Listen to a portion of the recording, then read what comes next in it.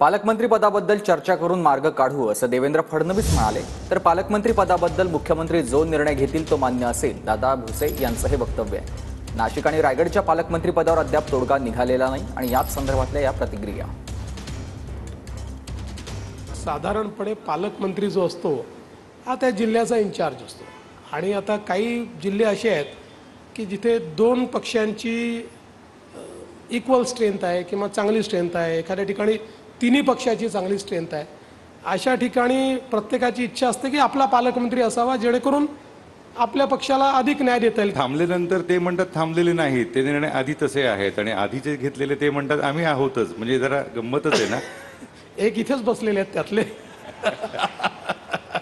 गिरीशभाऊ इथेच बसलेले आहेत, स्थगिती मिळालेले नाही। त्याच्यात आता असं आहे की स्थगिती आपण दिली, पण त्याचवेळी 26 जानेवारीचा कार्यक्रम होता, त्यामुळे त्यांनाच आपण सांगितलं की तुम्ही झेंडावंदन करा। आता थोडी चर्चा करून त्यातनं मार्ग काढू। माननीय मुख्यमंत्री महोदय, माननीय उपमुख्यमंत्री महोदय या संदर्भातला जो काही निर्णय करतील तो त्या ठिकाणी मान्य राहील। तुमचा दावा आहे नाशिकवर की सोडलाय तुम्ही? दावा वगैरे असा विषय नसतो। सर्व विचारपूर्वक निर्णय मुख्यमंत्री महोदय उपमुख्यमंत्री महोदय करतात।